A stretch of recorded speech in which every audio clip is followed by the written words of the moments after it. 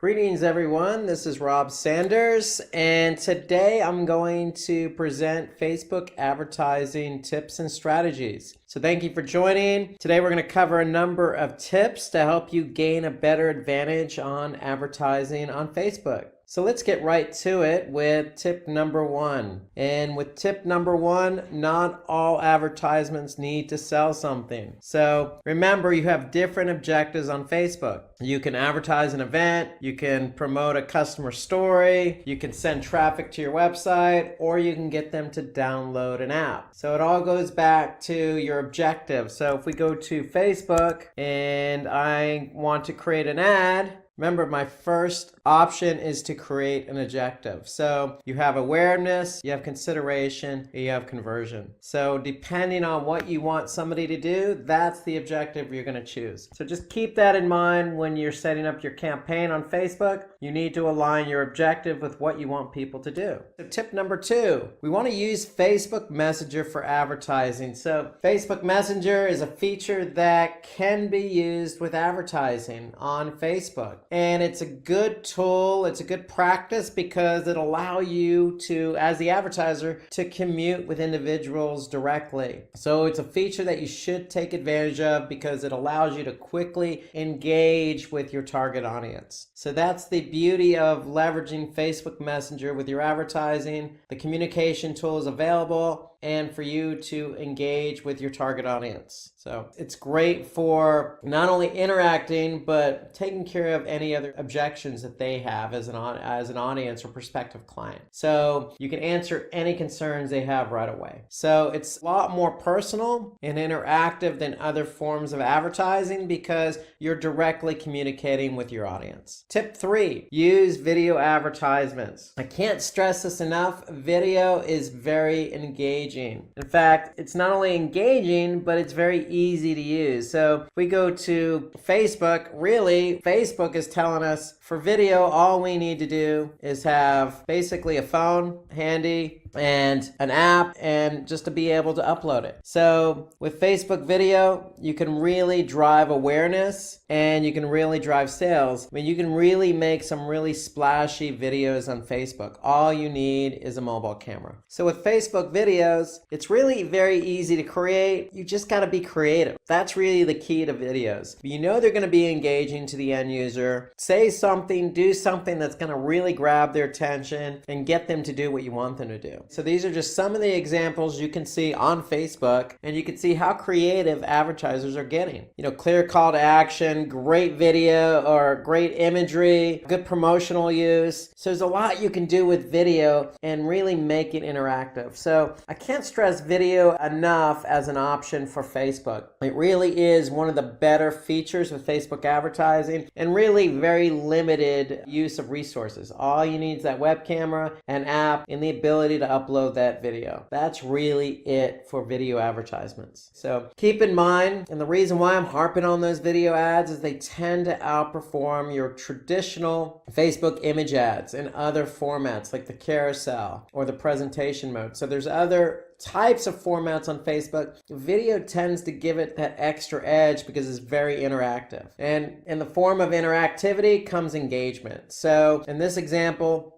people are going to react, they're going to comment, they're going to share the video. And that's what you want as an advertiser. You want to grab as much reach as possible towards your target audience. And so video will help you do that. It will help you not only engage with the person, but allow that video to be shared and expand your reach towards your target audience. So remember, video can range from a few seconds all the way up to 120 minutes. So you're really going to get more views regardless of how long the video is because it's just going to be so interactive. So just keep that in mind. It doesn't have to be full on 120 minutes. It could be, anywhere from 1 to 5 minutes. To me, that's probably a good range, but just know that you have that leadway if you wanted to. So remember, video ads always perform better than single image ads or other type of image ad formats on Facebook. And they also perform better when they have subtitles support. So just keep that in mind as well, because you may have, individuals watching the video from,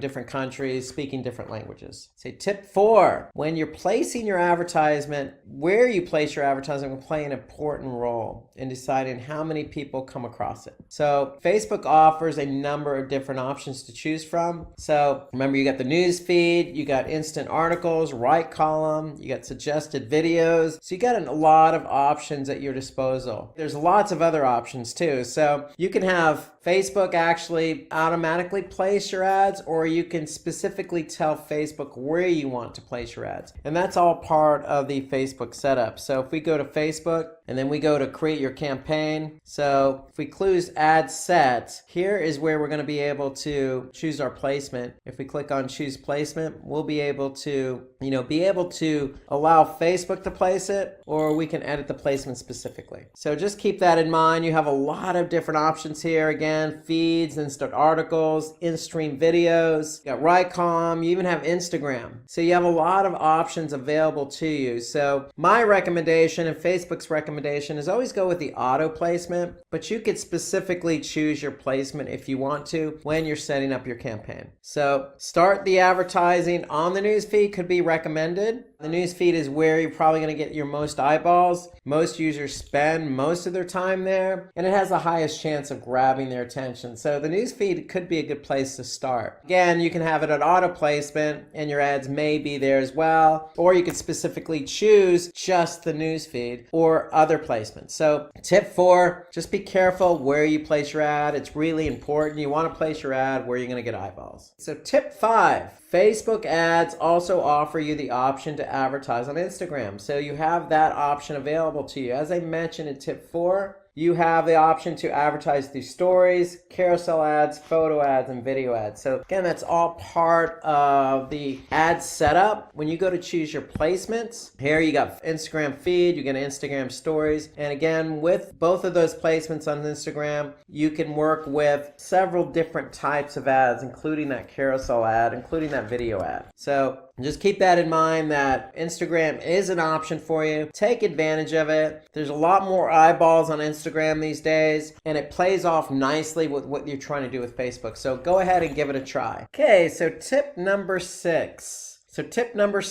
We want to continuously do A/B testing. You want to always have this option going for you. You want to be able to test variation A versus variation B, because you want to be able to find out what works and what doesn't work with your audience. And on top of that, it helps you really put your best foot forward by showing your best ad. So by doing A/B testing, you're getting feedback from the audience and turning that feedback into positive returns. So you're then turning your ad that does work well in front of an audience, and you're going to continue to do that. So A/B testing is always a good option. So remember, when you're setting up your ad in Facebook, go ahead and choose to have your A/B test set up. And when you do that, you choose that option, you're going to be able to then go in and choose what it is you want to test with ad A and then with ad B. So you're going to, again, align your test with a Facebook page. You're going to choose an ad format. Once you choose your ad format, then you're going to be able to go ahead and, put your ad in there, and then you're going to choose your call to action. So the whole idea behind an A/B test is you want to be able to find what it is you want to test. Is that going to be the call to action? Is it going to be the messaging? Is it going to be the ad format? So there are lots of things you can test with Facebook on A/B testing. So it's all part of the ad setup. So things you can change, again, are the color of the elements, imaging, text, the call to action, the position of the ad. There's lots of things you could test. That's all part of the Facebook setup. So the thing is, you want to continuously test. That's the key. Continuously test certain elements of an ad. So testing can be done initially on broader elements and then smaller, finer details like statements in your ad copy. So my advice is, when you're actually setting this up on Facebook, think ahead, think what it is you want to choose to test, My advice is maybe start out with a call to action. So if you're in Facebook itself, you have an opportunity to test different call to action. Try that. That's an easy way to test. And then, when you test the call to action, once you find out what works and doesn't work, then you can move on to something more sophisticated, like maybe the image type, or maybe trying different types of imagery or ad types, like the carousel versus single image. So start small, start easy, and then work your way up. Tip number 7. So we want to choose an appropriate call to action in your advertisements that will attract potential customers. So what do we mean? Well, you have different call to actions available to you. You want to choose one that aligns with your ad. So for example, the Simplilearn ad about, hey, learn how SEO works, search engine optimization. So if you're trying to get somebody to, learn or take one of your courses, you're not asking them to actually shop now. You really want them to sign up. So that's the key. We want them to sign up. So use a call to action that makes sense. Tip number 8, choose the right audience for your advertisement. Okay, so what do we mean? So for this, you can consider, website visits, interests. It all depends on your objective. Okay, what is it you want people to do? If it's, customers in the buying process, then that's our objectives to get conversions. Then we want to move somebody over to a product page and get them to purchase. If it's focusing on just website visits, then maybe it's the objective of consideration. Maybe you just want to get people to your website to learn more about your product. So that's the whole idea behind, choosing the right, objective, because you want to align the objective with your ad. Okay, so tip number 9. Create lookalike audiences. And I like lookalike audience because what Facebook does is they create an audience that's similar to the audience you already advertising to or customer base you already have. So in other words, Facebook already has an idea of who your audience is. You can also, provide them with additional information like an email list to give them a better sense of who your audience is. And then what Facebook does is they take that information and they'll put your ad in front of an audience that looks just like the audience you already have. That's why they call it a lookalike audience. So it's a great feature by Facebook. It really allows you to reach a target audience, an audience that's very similar to the audience you currently have. And one example, provide Facebook with an email list. With that email list, they're going to be able to map that email list and be able to identify an audience that you could target. So that's the whole idea behind lookalike audience. It's a great feature by Facebook. Definitely recommend taking advantage of that. Why? Because it will increase the number of people who will find your advertisement relevant. Remember, you're targeting people who are similar to your actual audience, to the people who are already connected with your brand or already liking your page. So if they're similar to those people, then the chances of them engaging with you are going to be greater. So lookalike audiences tend to perform well because you're targeting an audience that's very similar to your actual audience. Tip number 10. So use the golden point rule on your ad creative. So what do we mean by golden point rule? Well, let's take this ad here as an example. So what we want to do is we want to divide the creative into 9 equally sized boxes. So what we want to do is draw 2 horizontal lines and 2 vertical lines, just like a tic-tac-toe box. And so ideally what we want to do is place the main subject of your ad in the cross sections of the drawn lines. And so what that does is encourages the user to place their focus on those points. The lines are just simply there as a guidance to help you position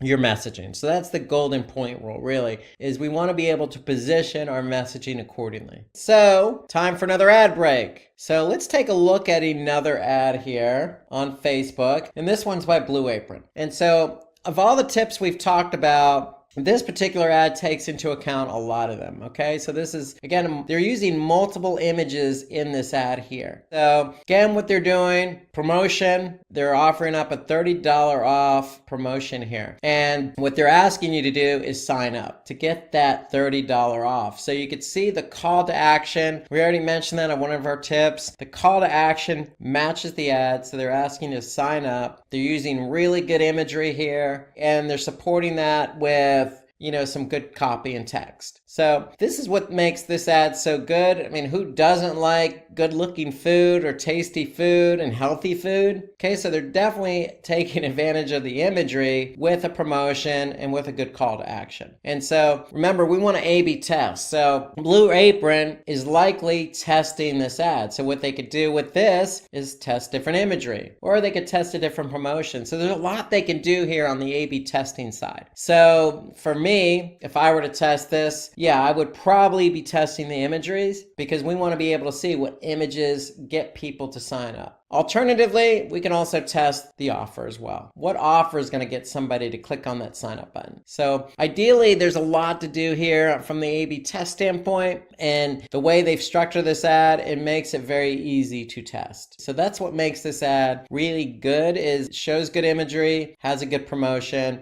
and aligns the CTA. Tip number 11. So we want to place the product in the right hand of your creative. So the right side should contain our product imagery. So why is that? Why? Because there's been a study called the Perceived Product Heaviness and Package Evaluation, and that states that depending on where a product is placed, users would react differently to it. And so the study found that users tend to react more positively when the product is placed on the right side of the ad creative. So here you can see countdown to Black Friday. This is an Amazon related ad, and you can see the product is basically a litter box, which is placed on the right side. So it's a Black Friday ad. They didn't place the image on the left side, they placed it on the right side, because people tend to react positively when the product image is on the right side. So keep that in mind when you're placing your imagery. Try to place it on the right side.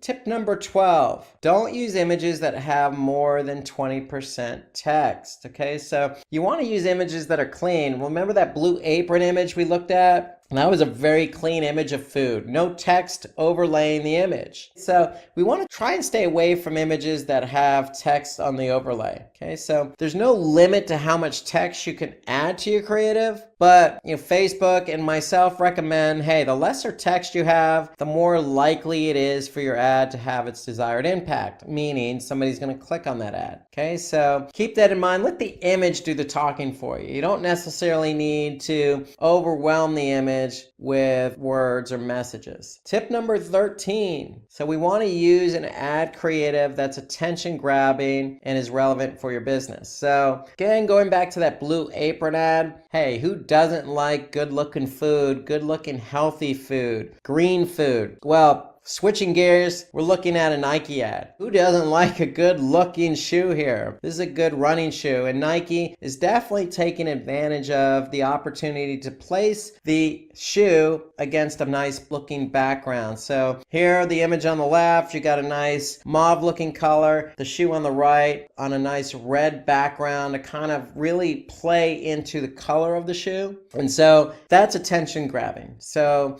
the colors kind of match and go with one another, and it tends to grab your attention. So Nike's doing a good job here of just not showing an image of a shoe. Really what they're doing is put the shoe as the central focal point and supporting that with additional color, and they're really putting the messaging kind of as the background behind the shoe. So they're making it as attention grabbing as possible here. So Nike's done a good job with this ad. Me personally, I'm not the biggest Nike fan when it comes to shoes, but hey, this ad definitely grabbed my attention because now I could see, this shoe is really popping to me. We don't want to use clip art in your ad creative, okay? And don't use low resolution pixelated images as well. We want to use high quality imagery. And use images that are well lit. Natural lighting always tends to work well as well. So when you're doing a placement for a product, whether that be food or shoe, you could see here in this plated example, they're putting it on the right image, they're putting it in a natural environment, on a table, on a plate with some paper next to it, and then you could see the one on the left, it's of a person holding a box with the image of plated on it. And so to me, that's not stock imagery or clip art. that's an actual person holding the product. So it's real life. You want to make it as real life as possible and as clear and quality as possible. So when you create attention grabbing ads, show images of people benefiting from your product instead of just having the product itself. So that's always a good idea. In the case of Coca-Cola, these people are enjoying their bottle of Coca-Cola. Well, going back to the Nike ad, they could have had a person wearing that shoe or, running with that shoe. That could have been an alternative for them as well. So the whole idea is just make sure your ads are attention getting and they grab your attention. And if you're going to use people, make sure the person's enjoying it. Just like on the previous image, the person holding the box. We could see she's got a smile on her face and she is enjoying holding that box. So to me, you want to use people with the images to the best of your ability, and that means use that person who's enjoying it. So that's really going to put the product in the forefront. Okay, tip 14, don't hesitate to experiment with your advertisement's creative or its copy. Okay, so what do we mean by that? Really, we want to be refreshing our text. We want to be refreshing our images. Okay, so if you're going to place an ad on Facebook, don't let that be the only ad. Okay, if you're using a single image ad, feel free to change out that single image from time to time, especially if a lot of people have seen that ad. So if you're using reach as your objective and you're trying to reach as many people as possible, just keep in mind that if that ad is reaching the same people over and over again, it's going to get stale, and you want to be able to update that ad. So feel free to change out the imagery. Changing out the text is just as easy. Okay, so feel free to play around with the text. Even if you're not doing A/B testing, you can always change out the text just to see, hey, if changing out the text actually gets you better engagement or meets your goals. Tip 15, plan your campaigns for the holiday season. Okay, so can't state this enough, towards October, November, December, there tends to be a lot of holidays, across multiple religions. Okay, so it's really the time of year where people are in full ad mode and audiences are in full watch mode. So advertisers are really pushing ads that time of year, especially Christmas, and people are accepting of that because they're used to it. So you want to be able to plan accordingly. So if you're doing your ads, you can easily engage with your audience if you're aligning your ad with that time of year. So during Christmas, most people are in the mood for shopping. So it's a time of year where you can really take advantage of increasing your sales, increasing your conversions. So you want to plan accordingly. And so if you're planning, months in advance, you don't have to do a full year. But, for me, if I'm thinking I'm going to do a lot of advertising during the holiday season, I'm probably going to go out maybe once summer ends, probably August, beginning of September. Beginning of September, seasons change a little. I might start thinking about the holiday season. And when you can plan appropriately, you can come out with really good ads. You can think about what you want to say. And so in this case, Target, this particular ad is really promoting Black Friday. So Black Friday is the day after Thanksgiving in the United States. And so here, they're letting you know Black Friday's here and there's deals to be had. So planning in advance gives you an opportunity to really tweak your messaging and come up with some good creative ideas. So let's take another break and let's look at another good looking ad. This example, we're going to look at Dell. Okay, so Dell, I've seen their ads all over Facebook. They do a lot of different advertising types between videos, carousels. Again, this is a single image ad. What they're really trying to do is get you over to the storefront so you can buy one of these good looking, Dell computers. Okay, so, here, again, they're promoting their latest computer, the Dell Inspiron 3000 series, all in one desktop. So to them, anytime they create a new product, they're going to go ahead and put out a new ad for that product. And here they're putting a little bit of a different twist on it. If you notice, the ad itself is just the image of the product. There's really no promotion here. They're letting the product image speak for itself. They're really showing you, hey, look how good this computer looks. This is our new model. And, we got a shop now CTA. So if you're interested, go ahead and click on that shop now. So they're really putting the effort into the image itself. They're not offering any promotion, no discount. discounts. What you see is what you get with the image, and you click on it, you're going to go right to their storefront. So Dell does a good job of really, cranking out their new products whenever they go to market. So tip 16, shorten the amount of time between retargeting your audience. So target people who have visited your website within the span of a month or 2 weeks. So retargeting is reaching out to people who you've already engaged with. So if somebody's seen your ad, or somebody's went to your website, somebody's even purchased from you before, you have the opportunity to reach back out to that person. So how often you reach out to that person, or how long between their initial engagement and when you retarget them, really does depend on what it is you're selling. So if you're selling a pair of shoes, if you're Nike, then chances are somebody's looking for a pair of shoes. It's not going to be a long purchase window, meaning they're not going to wait 2-3 months. So if I'm Nike and somebody's seen my ad, I'm probably going to target that person in a short period of time for retargeting. So it really depends on your product. But you don't want to wait too long between the time they've initially engaged and the time you retarget. So it really depends on your product. Again, if you're selling merchandise, retail, it's probably going to be a smaller time frame. If you're Dell computers, that's a bigger purchase. Somebody's going to take their time. So, you want to target people, for their Dell computer, probably,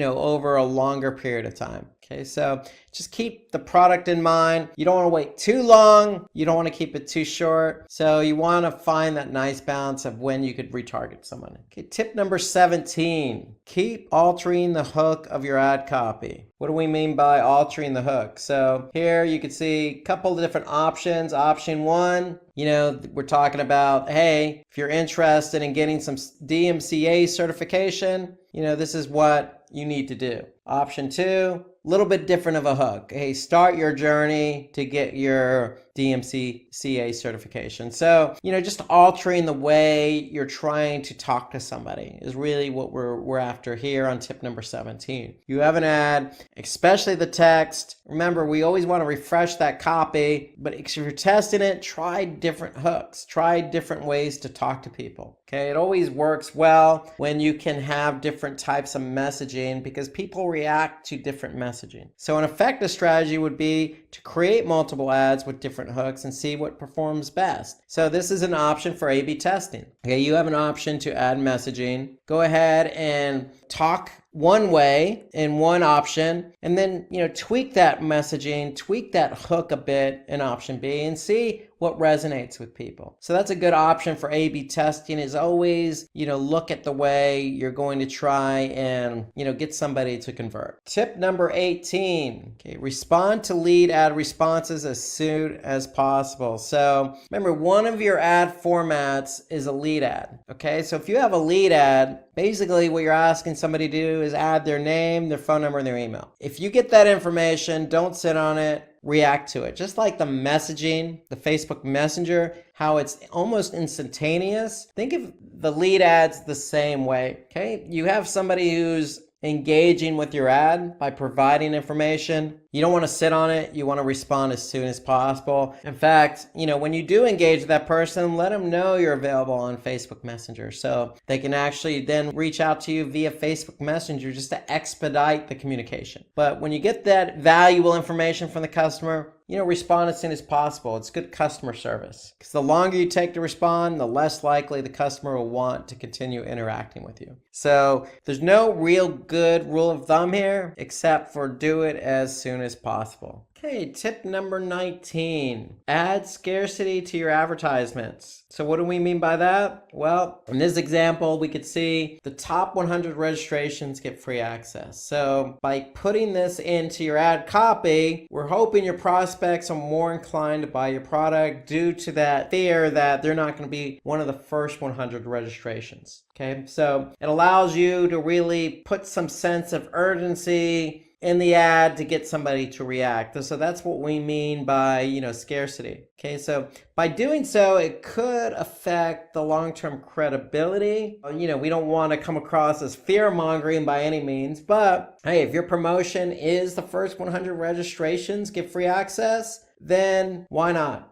Go ahead and put it in there. Some other examples could be, only 3 days left to register, or first 50 get 50% off, or, hurry now, there's only 2 days left. So there's other language you can put. So play around with the language. But if you only have certain slots available or a certain amount of days left, there's nothing wrong with putting that in the ad copy to get people to react. And so that's the whole idea behind, the scarcity, is you want to be able to let people know, hey, there's a limited edition going on here. If you're interested, go ahead and take advantage. Tip number 20, keep track of your ad relevance scores. So your ads do get scored. So the score ranges from 1 to 10. Okay, so what that score does is it's an indicator to signify the quality and engagement levels. So, if your score is between 1 and 6, then the ad isn't reaching the relevant audience and your audience isn't reacting to it. However, if your relevance score is between 7 and 10, then your ads are reaching the appropriate audience and you're getting a lot of interaction. So keep an eye on that. The lower the number, that means, hey, our ad's not getting to the right audience. And if it's not getting to the right audience, our audience isn't going to react to it. So it all starts with making sure you're reaching your audience with your ad. When your ad is reaching your audience and you're doing A/B testing, your audience is going to react to one of those two ads. So that's always going to help your relevance score. So keep an eye on that relevance score. Okay, so let's take another break here and let's take a look at an ad here by Blue Bottle Coffee. Okay, so I'm a big coffee drinker myself. I frequent Blue Bottle in San Francisco a lot.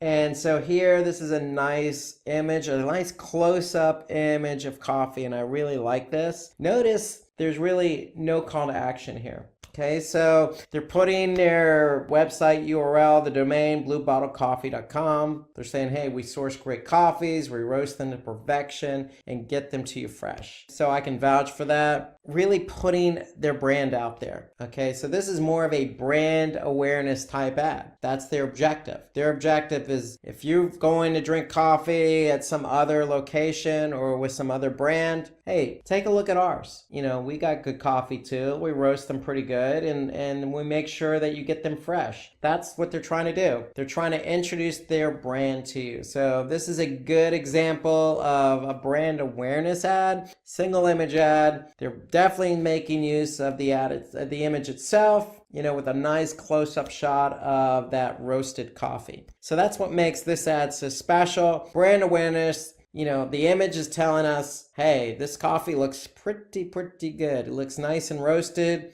It looks pretty fresh. And maybe I'll give Blue Bottle Coffee a try. So that's why they're putting their domain there. Okay, so it's a good brand awareness ad, and the hope is to convert some people over to their brand. Okay, so tip number 21, include emojis in your ad copy. Okay, so emojis we know are popular. You use them in text, you use them on social media. There's hundreds of emojis nowadays that you could pick and choose from. They are really specific. And so here you can see in the case of Simplilearn, hey, if you're taking a digital marketing course with Simplilearn, it doesn't hurt to have some emojis support that message. So you always got the thumbs up, it's a good emoji. The image of the graduation, that's a good emoji. So, you always want to align, really fun, relevant emojis with your messaging. It kind of just helps it stick out a bit, and people resonate with emojis. And so it doesn't hurt to add those emojis in your ad copy. And especially if your competition is not using emojis, you want every advantage you can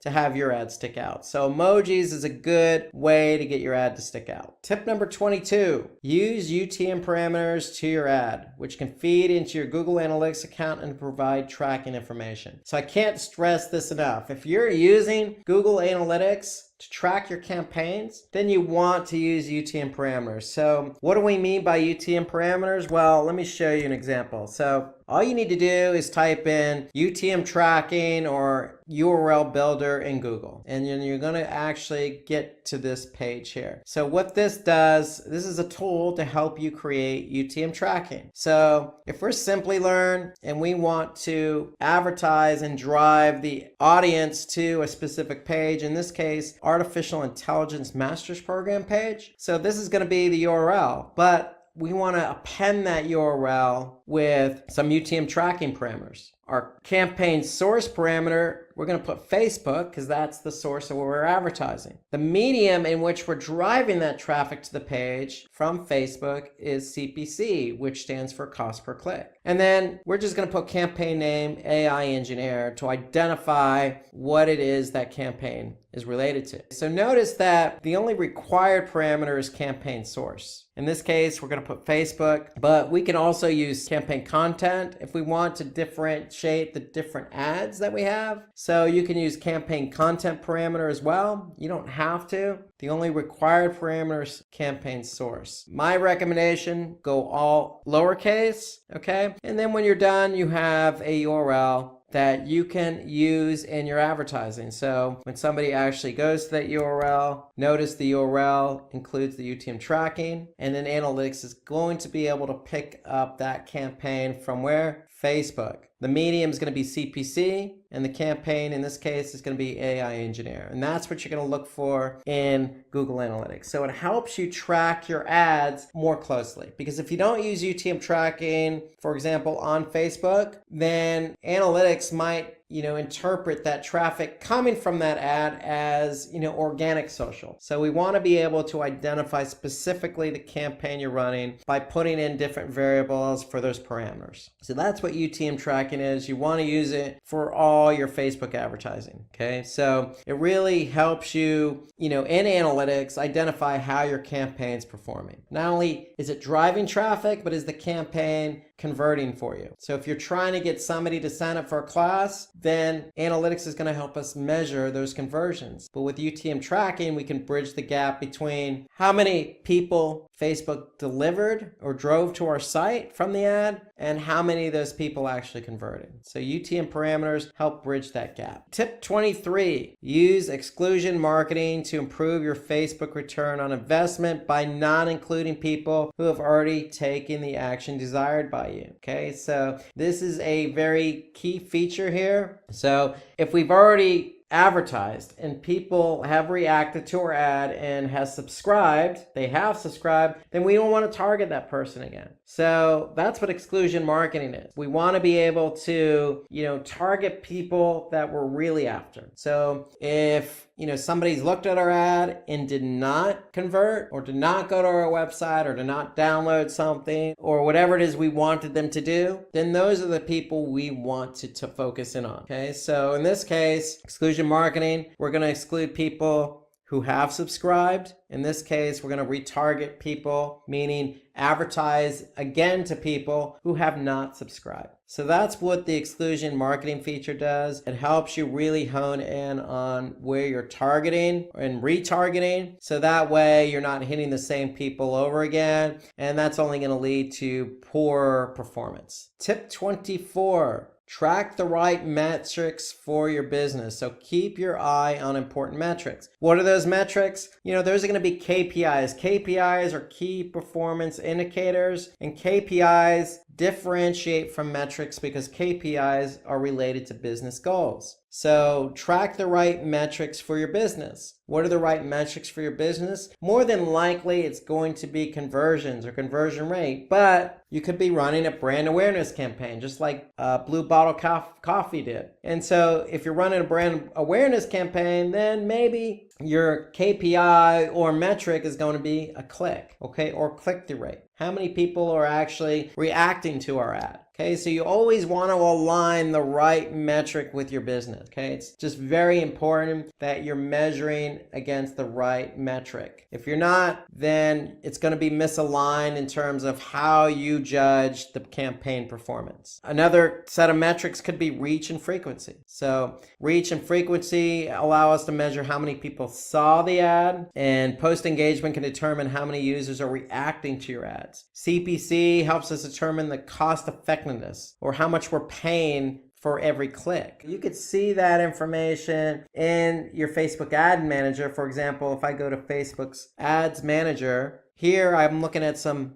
ads that we're running. Here, what can I see? I can see my reach, how many people I'm actually reaching, the frequency in which they're seeing my ad. Notice I can see my relevancy score. I can also see my cost per result. I can see the total clicks. So I have a whole set of metrics available to me. Really what I want to do is pick and choose the metrics that are most important to the ad I'm running. Okay, so if it's reach, am I reaching the full amount of people possible if I'm running a brand awareness campaign? Or it could be some other metric like conversion. So we want to be able to align the right metric with the right ad. Tip 25, take advantage of Facebook's location tracking tool for your advertisements. So Facebook allows us to advertise up to 25 countries with different states, provinces, cities, districts, and zip codes. So we can really hone in location-wise on where we want to target. So Facebook allows us to do that. So basically, it could be somebody in a particular area, or people who have recently been there, or traveling to that location, or actually live there. So really, you can hone in on a specific location based on certain set of criteria. So with this, you could take your marketing to the next level by approaching your competitors' customers by offering them better discounts. So that's the whole idea. Targeting your advertising on a specific location, and then knowing that your competitors are there, you can really put out some really good ads with some really good offers to really convert some of those people in that audience. Okay, let's take a look at another ad. Okay, so Grammarly, this is an ad that they've put out there. And again, you notice there's no real true call to action associated with a single image ad. Here, it's all about messaging. Here, they're saying, hey, download it free today. Okay, and so it's a browser extension that they're promoting. And really, they're trying to get you to identify with this particular brand that offers a specific product. So they do have a promotion in there. It's brand awareness. Hey, your life is about to change. I mean, the messaging is pretty, matter of fact. They're trying to get you to, hey, I need this in my browser as an extension. So for me, this ad is all about the messaging here. Okay, so with Grammarly, if you're in Gmail, you're in Word, you're in Outlook, they got you covered by using their browser extension. It's free, and by using it, it's going to make your life a lot easier. So for me, the ad works from a messaging standpoint. Not really big on the imagery, but it's really about this is who we are, and we can really rock your world if you use this browser extension. So they're really putting a lot of emphasis on the messaging. So for me, anytime somebody says my life's about to change, they've got my attention. So I went over 25 tips and strategies for you on Facebook. If you have any questions, please feel free to comment below the video. I want to thank you for your attention. And if you need any more information, please visit Simplilearn.com. Thank you. Hi there, if you like this video, subscribe to the Simplilearn YouTube channel and click here to watch similar videos. To nerd up and get certified, click here.